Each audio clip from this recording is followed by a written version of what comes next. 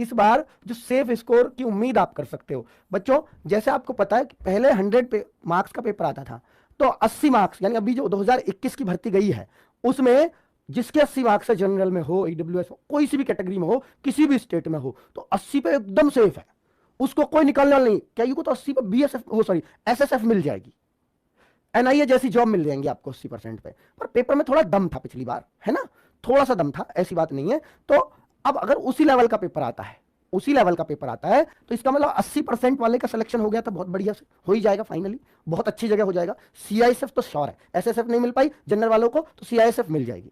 और अगर CISF SSF नहीं मिल पाई तो सर क्या बेटा, मैं श्योरिटी से कह रहा हूं कि यहां अगर ओबीसी के 80 वाले हुए पिछली वाली में, या ईडब्ल्यूएस वाले हुए, उनको एसएसएफ वाले के भी चांस है एसएसएफ मिलने के, ठीक है। सीआईएसएफ तो मिल ही जाएगा उनको।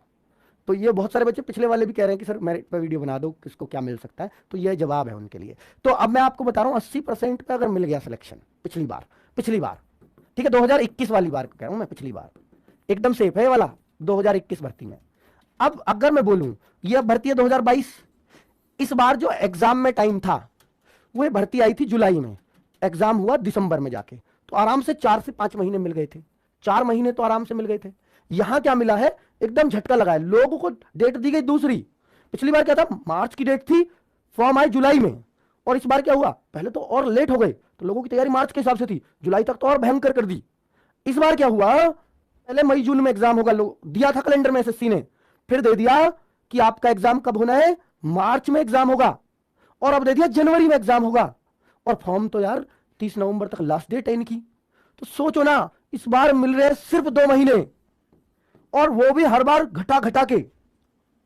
तो इस बार तो एक तो यही कंपटीशन कम है, बच्चे को टाइम कम मिला है ना। दूसरा कि जो बच्चों में एक फोबिया है कि यार इसमें तो टाइम 1.5 घंटा था, वो ये नहीं देखता 100 क्वेश्चन भी थे, और इसमें टाइम सिर्फ 60 मिनट है। मैं मानता हूं उसका कंसर्न है जी 100 क्वेश्चन थे कोई बात नहीं, पर 1.5 घंटा तो था, क्योंकि 60 मिनट में संभलने का मौका नहीं है। एक बार गति बिगड़ी तो आप बिगड़ गए पूरी तरह से। तो मैं आपसे बच्चों यहां पर यह कहना चाहूंगा कि यहां पर 2022 में जो 80 का पेपर है, मैं 160 मार्क्स नहीं गिन रहा हूं, मैं 80 क्वेश्चन गिन रहा हूं, मार्क्स तो 160 है, मैं 80 में से आपको बता रहा हूं कि अगर मैं इसका 80% भी करूं, पिछली बार के जैसा जहां 1.5 घंटा टाइम था, जहां पर 4-5 महीने और एग्जाम हटने के बाद भी ये डेट मिल गई थी, इस बार एग्जाम प्रीपोन्ड हुआ, 2 महीने मिले हैं सिर्फ, 80% कहूं, 80% तो गलती होगा, इससे कम पे ही कट ऑफ लग जाएगी।